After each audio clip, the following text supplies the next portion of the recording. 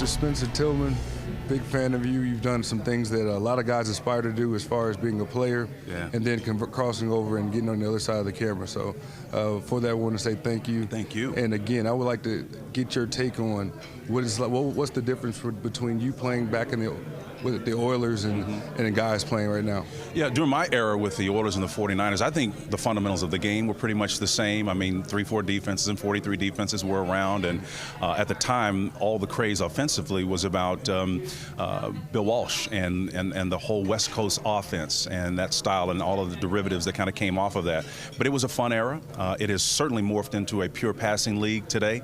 Ours was focused more on two-back sets, and so it's changed from a technical standpoint in that regard, but it's still running, tackling, and blocking, and it's still football. Absolutely. What is it like to be with the legends that's in this room today? It's been special. I am absolutely awestruck, and I played the game at a high level and competed, but I was no Roger Craig. I'm sitting beside one of my old former teammates in there, Ronnie Lott. All those are all pro guys that are sitting in there, most of them, and John Lynch is a great player.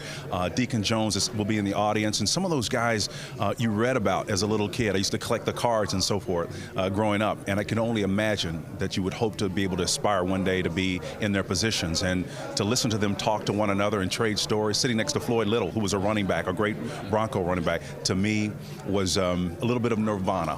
It really was. That's huge. Do you have an opinion on the collective bargaining agreement and what we're facing in the year 2011? Yeah. Well, you have to put an asterisk by my comment because I'm biased as a player, and I would say that, like all other aspects of life, whether you're a CEO of a multinational company, you're paid commensurate with what the risk is involved. And when you look at the average life expectancy of an NFL player, 3.27 years, you're worth every penny that goes on that you receive as in terms of compensation. So I think from that standpoint, I'm an advocate from the players. I understand that the owners are running a business and that they have to manage for shareholder value, which they're shareholder primarily themselves and whatever limited group of people that may be involved in their ownership. But at the end of the day, when you're in a high-risk sport like football, I think the reward should be commiserate with that. Absolutely. Well, it's been a pleasure, and again, I aspire to do what you do. You're doing it. And it's truly a blessing to see you guys jump over that white line and make it happen. So I really appreciate you. Well, thank you so much, and the pleasure's mine.